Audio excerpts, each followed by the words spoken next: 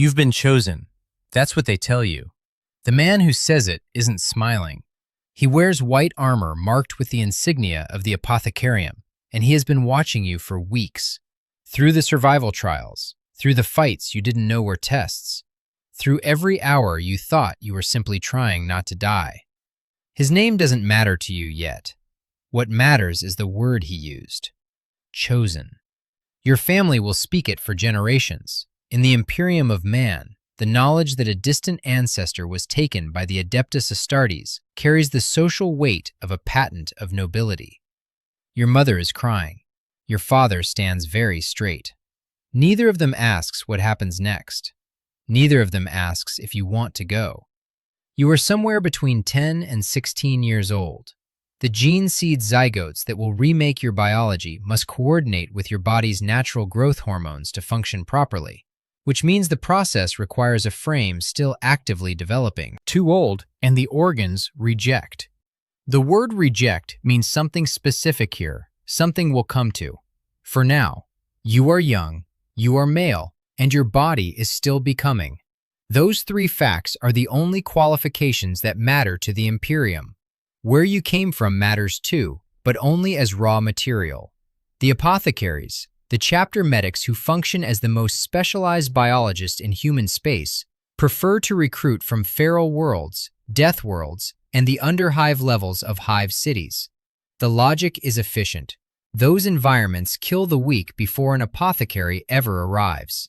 Whoever survives long enough to be noticed has already proven something about their genetics that no controlled trial could replicate. Ian Watson's 1993 novel, Space Marine, follows three recruits, Jeremy Valance, Biff Tundrish, and Lexandro Darkabus, taken from exactly this kind of ground, the underhive gangs of Necromunda, where the recycled air smells of chemical runoff and violence is the primary social language. Guy Haley's 2017 novel, Dante, opens on Baal, the Blood Angels recruiting world, described as a rad-scarred desert that will kill a man who stops moving. These aren't poetic backgrounds. They describe the actual genetic conditions the apothecary is looking for. You don't reach the operating table immediately. First come the trials, a gauntlet deliberately brutal enough to eliminate everyone who can't survive it, because the chapter can't afford to waste gene seed on bodies that will die under the knife. The exact form varies by chapter. Some run competitive hunts across lethal terrain. Others use single combat, forced navigation of toxic environments, prolonged exposure to temperature extremes, and deprivation.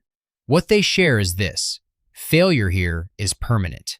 The boys who don't finish aren't consoled. Their names aren't recorded in any briefing. They are counted in aggregate, if they're counted at all, and the chapter moves on. A large majority of the boys who start this process don't finish it. The lore is deliberately inexact about figures, but the weight of documented accounts points toward a significant majority never receiving the black carapace, the final implant which will reach in time. Some die during the trials.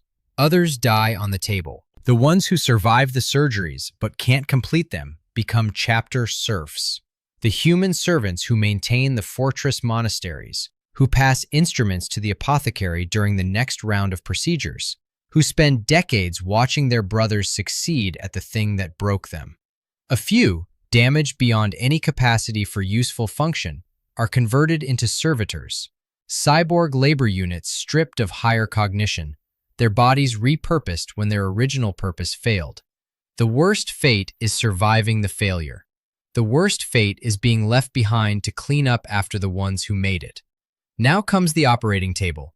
Turning a human boy into a space marine requires the surgical implantation of 19 specialized organs grown from the chapter's gene seed, a biological inheritance descended in an unbroken line from the Emperor himself through the 20 Primarchs he engineered in the 30th millennium as genetic templates for his legions. The foundational list of these 19 organs was documented by Games Workshop designer Rick Priestley in White Dwarf issue 98, published in 1988, and the sequence it described hasn't changed in its essentials since. The surgeries happen in phases across years, beginning early in adolescence and sometimes not completing until the recruit is in his mid-20s. Each phase carries lethal risk. Some carry more than others. The first implant is the secondary heart. Nestled into the chest cavity alongside the original, it provides redundancy. If your primary heart is destroyed by a wound that would kill any other human, the secondary continues. Both hearts can operate in concert, boosting blood supply to extremes no single cardiac organ could achieve. From the moment this organ takes root, you are carrying two. Your circulatory system is no longer what your body was built around. Second is the os modula, a small tubular organ implanted at the base of the brain that secretes modified growth hormones and triggers your developing skeleton to absorb ceramic-based compounds introduced through your diet. 2 years after implantation, the results are visible and permanent. The long bones have densified far beyond any human norm, and the ribs have ceased to be individual structures. They fuse into a solid, interlocking mass of bone plates. Extreme ossification of the chest cavity, producing an overlapping biological armor where flexible anatomy used to be. This doesn't happen in a single dramatic moment. Over months, the ribs grow toward each other and interlock, your chest becoming heavier and harder than any human thorax was designed to be, your skeleton announcing its transformation through a process of continuous bone growth that the frame you were born with was never meant to accommodate. Biskopia follows, a small circular organ in the chest cavity that drives muscle growth throughout the body through hormonal secretion alone. Working alongside the os modula, it produces the fundamental physical change from human boy to the wider, denser frame of an Astartes neophyte. You grow, not incrementally, structurally. Hemastamen comes next, implanted into a major blood vessel, partly regulatory, monitoring and adjusting the os modula and biskopia, and partly transformative, altering the constituent makeup of the blood itself. After the hemastamen, your blood is no longer quite human blood. It has been optimized for what you're becoming. Lerman's organ, a dark, liver-shaped mass roughly the size of a golf ball, fitted in the chest cavity with a complicated array of blood vessels. It generates and stores a specific type of biological cell that attaches to white blood cells and floods any wound site on contact with air, producing near instantaneous scar tissue. A wound that would kill a normal man through blood loss is sealed in seconds. The body now heals at a speed that has no equivalent in human medicine. Then comes the catalepsian node. This is where things become quieter and stranger. A pea-sized implant inserted into the occipital bone at the back of the skull, and what it does is restructure the brain's entire relationship to sleep. Before the node, you slept, fully, completely, surrendering consciousness the way every human being does every night, falling into the dark and trusting it. After the node, you never fully do that again. The organ allows you to rest by shutting down sections of the brain sequentially while the remaining sections stay active, rotating back and forth so that no part is ever truly unconscious at any given moment. This process can't replace deep sleep entirely, but it can substitute for it indefinitely. You will never again experience the sensation of falling fully asleep. The specific human moment of closing your eyes and ceasing, briefly, to monitor the world, that's gone. From now on, some portion of your brain is always watching. The preamnor is a large, pre-digestive stomach chamber fitted into the chest cavity above the primary stomach. Its sensory tubes identify and neutralize most poisons before they enter the digestive system proper. What you can now safely consume includes materials lethal to any ordinary human. The experience of eating changes. The experience of hunger changes. The entire relationship your body has with sustenance is rewritten. Then comes the omophagia. Implanted in the spinal cord, between the cervical and thoracic vertebrae, with 4 nerve sheaths called neuroglia running between the spine and the wall of the predigestive chamber. The foundational codex description states it plainly. The organ is designed to absorb genetic material generated in animal tissue as a function of memory, experience, or innate ability. A marine can actually learn by eating. The mechanism. Consuming flesh exposes the omophagia to encoded genetic material, and that material transmits its stored information, memory, sensory experience, learned ability, directly to the brain. This is why certain chapters bear names like blood drinkers and flesh terrors. Those names describe a biological function, not a metaphor. High-ranking Marines have historically consumed the brains of fallen commanders to absorb tactical knowledge and personality. A Marine given human flesh will encounter the dying memories of the person it belonged to. These aren't legends or ritual theater. They describe the operation of an organ that the Emperor engineered and that an apothecary just installed in the curve of your spine. You are a different kind of animal now. There are 11 implants still to come. Multilung. A tubular gray organ that functions as a third lung, capable of processing atmospheres hostile to normal human breathing. Low oxygen environments, partially toxic gases, conditions that would kill any unaugmented human within minutes.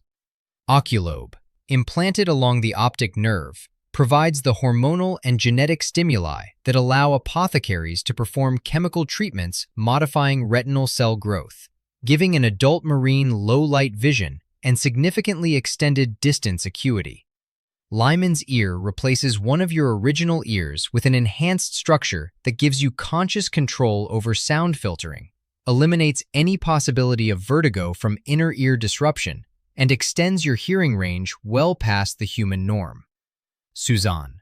Membrane grows into the brain tissue over months until fully merged. If your body sustains injuries that would otherwise be fatal, the membrane can trigger suspended animation, reducing metabolic activity to near zero, buying time for treatment. The longest documented survival in this state recorded in lore is 567 years in the case of a Dark Angel's brother named Silas Eyre. You can't activate it consciously. You can't deactivate it yourself. If it triggers, you are entirely dependent on someone else to bring you back. There is a chapter of Space Marines, the Imperial Fists, that does not carry this organ at all. They don't carry the Becher's gland either. 19 is the ideal. Most chapters manage fewer. The melanochromic organ monitors radiation levels and triggers the skin to produce melanin in response. Significant protection for a soldier operating in environments where background radiation would be lethal to an unprotected human. It's also responsible for the chapter-specific changes in skin and eye color that make different Astartes lines visually distinct. Mutations in this organ's gene seed produce different dermal signatures across different genetic lines. The pale skin of the Blood Angels, the deep black skin and red eyes of the Salamanders. These aren't cosmetic variations. They're genetic lineages written permanently on the body. Oolitic kidney in the abdominal cavity. Enhanced filtration, capable of coordinating with the secondary heart to run an emergency full-body detoxification cycle. Neuroglottis, implanted in the back of the mouth, elevates taste to chemical analysis. You can identify poison compounds in the air, track biological signatures by flavor, detect trace chemical markers in substances before consuming them. Mucornoid, implanted in the lower intestine, eventually modifies the sweat glands to secrete a protective waxy coating across the skin under environmental extremes, up to and including the vacuum of space. Becher's gland, 2 of them, implanted either in the lower lip or alongside the salivary glands in the hard palate.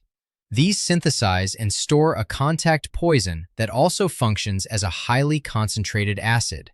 Your saliva, after this implant, is corrosive to metal. A Space Marine imprisoned behind iron bars can chew through them in approximately an hour. The body has been converted into a weapon so comprehensively that even your mouth is now an instrument of destruction. 17 implants. 2 remain. These 2 are different in kind. The 18th is the progenoid gland. Not 1, but 2 paired organs, one in the neck, one deep within the chest cavity. They grow inside you over years, absorbing hormonal signals and genetic material from all the other implanted organs, using those signals to generate copies of the chapter's gene seed. The neck gland matures after approximately 5 years. The chest gland after approximately 10. When mature, an apothecary removes them and uses them to grow the next generation of organs for the next generation of recruits. Your body has been repurposed as a factory. These glands represent the chapter's only source of gene seed. When you die, and an apothecary will reach your body in the field specifically for this purpose, before anything else, before your weapons, before your armor, the progenoid glands will be the priority recovery. The chapter's continuity is encoded in your biology. Your death, in the chapter's accounting, is productive. Your gene seed is given a vault. Your body feeds the next cycle. And then, the black carapace. The final implant does not look like a medical device. Grown in culture tanks, when it's harvested, it looks like a film of black plastic. Sheets of this material are cut from the culture solution and implanted directly beneath the skin of the torso. Within hours of implantation, the tissue begins to expand. It hardens on its outer surface. It sends invasive neural bundles deep into the body, threads of neuroreactive fiber that grow inward and interlink with the central nervous system. Over the following months, the carapace matures fully. The apothecary then cuts through the hardened surface to install neural sensors and connection points, direct interfaces that mesh with the corresponding features built into a suit of power armor. Without the black carapace, the foundational lore notes, a Space Marine's armor is relatively useless. With it, the armor isn't equipment. When you move, the armor moves as your body. When the armor is struck, the feedback reaches your spine. Damage to the suit registers as physical sensation. You don't wear the armor, you inhabit it, the way you inhabit a body, because the armor and your nervous system have become one continuous system, and removing it now would be something very much like removing skin. The surgeries don't happen in isolation. Running parallel to every phase of physical transformation, beginning as early as the catalepsian node implantation, is a second process, quieter, in some ways more thorough. The Imperium calls it hypno-indoctrination. The primary device is the hypnocask, a helmet-like apparatus that interfaces directly with the brain to force-feed knowledge, doctrine, and behavioral conditioning into the subconscious, bypassing conscious selection entirely. A secondary chamber, called the hypnomat, subjects the aspirant to hypnotic sequences used to implant memories and reshape personality toward what the chapter considers the psychological demands of continuous warfare. Chaplains, the warrior priests of the chapter, oversee the doctrinal content, leading recruits through prayer cycles and belief systems that will become, through repetition and chemical reinforcement, as automatic as breathing. Some chapters employ librarians, Space Marine psychers, who enter the aspirant's mind directly and perform psychic reshaping from within. One documented component of the process involves physically restraining aspirants and forcing them to watch recordings of Space Marines being killed in combat. Brutal, graphic footage of what the process is building you toward. The purpose isn't to frighten you away from it. The purpose is to condition the neural pathway so that the sight of death in battle reads, eventually, not as a threat requiring fear, but as an expected operational state requiring no special emotional response. Doubt is weakness. Fear is death. Obedience is life. These aren't slogans. They're the replacements for the emotional architecture being systematically deprioritized. The conditioning does not erase. This is a precise distinction. Complete memory erasure isn't standard practice across the Adeptus Astartes. That extreme belongs to the Grey Knights, the most secretive chapter in existence, for whom total mind wipes are an operational necessity. For most Space Marines, the memories of the boy don't disappear. They persist in the neurological architecture. What changes is their relationship to identity. Through the combined effects of hypnocask conditioning, chemical reinforcement, and the eidetic clarity brought by the newly implanted organs, which makes every post-transformation memory sharper and more immediate than anything before it, the old memories become something like someone else's dream. They lose their claim to being you. They become technically accessible, but emotionally inert. Events that happened to someone who shared your genetics, but who couldn't possibly have been the person who stands here now, because that person is a Space Marine. And Space Marines come from nowhere except the chapter. Some chapters institutionalize this explicitly. The Dark Angels give new recruits new names specifically to sever the cognitive link between the aspirant and his former life. Most chapters achieve the equivalent through less direct means. The cumulative effect of years inside the hypnocask, years of doctrinal immersion, years of experiencing the intensity of brotherhood and combat, while pre-transformation memory sits untouched but unclaimed. Not all emotion goes. Some chapters redirect it rather than suppress it. The Blood Angels retain what canon describes as a genuine capacity for deep feeling and artistic expression. The Black Templars burn with a fanatical zeal that is itself an emotional intensity of enormous force. What the conditioning consistently removes isn't emotion broadly, but specifically the emotional range tied to personal attachment, personal fear, and personal identity. The machinery that produces loyalty, purpose, and zeal remains, amplified in many cases. The machinery that would allow you to miss your mother or feel fundamentally out of place among people who aren't your brothers is what gets rerouted. What you will never have again, a child. The genetic divergence produced by the transformation process means a Space Marine can't reproduce with a baseline human. The biological machinery of legacy has been removed alongside everything else. A full night's sleep. The catalepsian node has made true unconsciousness physiologically impossible. Some portion of your brain will always be active, always cycling. The human experience of falling entirely away from the world, surrendering awareness completely for 8 unmonitored hours, is permanently gone. Every rest is partial. Every night is a rotation of active and resting hemispheres. You will sleep in pieces for the rest of your life. That lifespan, by lore estimates, runs between 2 and 4 centuries. The length isn't a comfort. The operative consideration isn't how long a Space Marine can live, but what finishes him. No Space Marine has ever lived to what the Imperium would recognize as retirement. The service carries no discharge provision, no threshold of completed duty after which a battle brother is released. Every Space Marine in the historical record dies in the course of active service. The survival rate at the end of a Space Marine's career, across every chapter and every founding, is 0. The transformed body stands approximately 7 to 8 feet tall and weighs, in full armor, in excess of 350 kilograms. A Space Marine can't move through ordinary human space without being immediately identified as something other than human. Documented accounts describe a specific physiological response in baseline humans to the presence of an Astartes that operates below rational processing.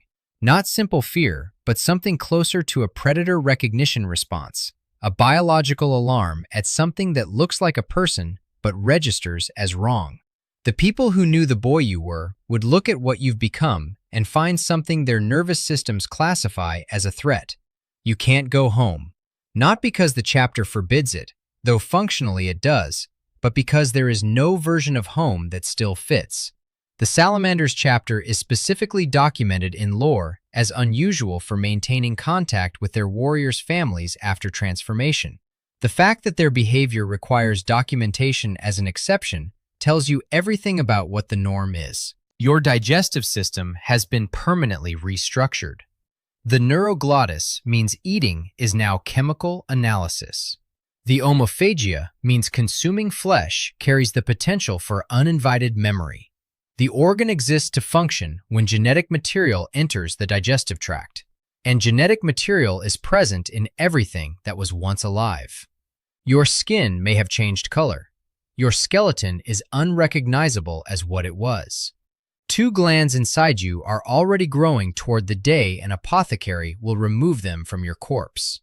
You aren't counted as a person in the chapter's operational accounting. You are a weapon system that contains, for functional purposes, the language centers and accumulated experience of a person. The distinction matters to the chapter only insofar as it affects capability. In 999 M41, the final year of the 41st millennium, the Imperium revealed that Archmagos Dominus Belisarius Call, a 10,000-year-old figure who had been present at the inception of the original transformation process, had spent that entire 10 millennia working in secret on a refined version of the procedure. The result, presented to the returned Primarch Roboute Guilliman at the beginning of the Indomitus Crusade, was the Primaris Space Marine, a warrior receiving 22 implants rather than 19, 3 additional organs, the sinew coils, which contain artificial muscle bundles to amplify physical strength beyond even standard Astartes levels, the Magnificat, which enhances the function of the osmodula and biscopia, and the Belisarian furnace, a reserve organ that triggers a burst of biological energy under conditions of extreme physical trauma. The resulting warrior is larger and more powerful than standard Astartes. After 10,000 years of refinement, the best improvement the most sophisticated biological mind in human space could produce was 3 additional organs. The process is still lethal to many who attempt it. The psychological conditioning still proceeds through the hypnocask. The black carapace still waits at the end, sending its threads into the nervous system of whoever survives to receive it. Progress in the 41st millennium is counted in degrees of acceptable horror. The Imperium does not hide what it does to these boys. It celebrates it. The Space Marines are called the Angels of Death, the Emperor's Angels, the living embodiment of divine protection. On the worlds that supply their ranks, selection is a religious event. Communities whose sons are taken receive elevated social standing. The serfs and bondsmen who serve inside the fortress monasteries, some of them failed aspirants who couldn't complete the transformation, look at their masters with documented reverence. Something in their biology responds to the presence of an Astartes as it would respond to something sacred.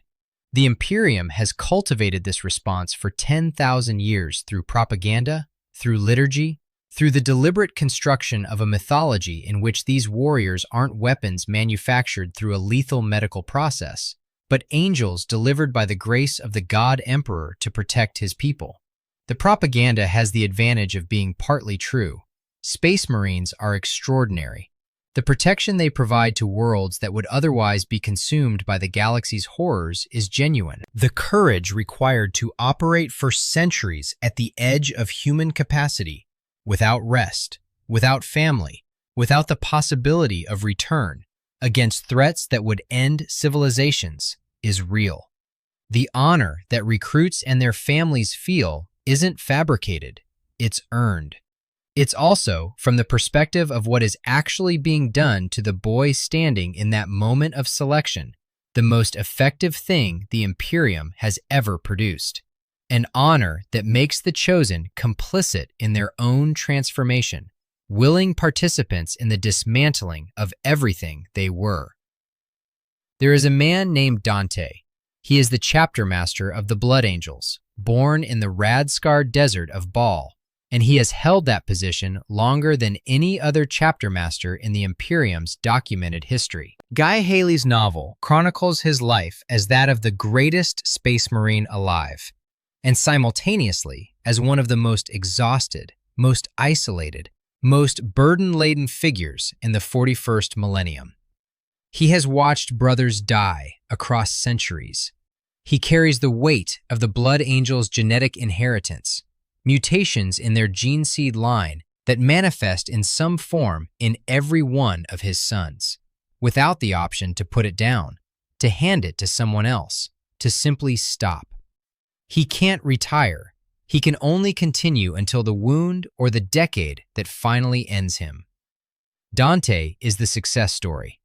Dante is what the process produces when it works perfectly, the ideal outcome, the pinnacle of what the apothecary was building when he stood in front of a boy in Baal's irradiated wastes and said the word chosen.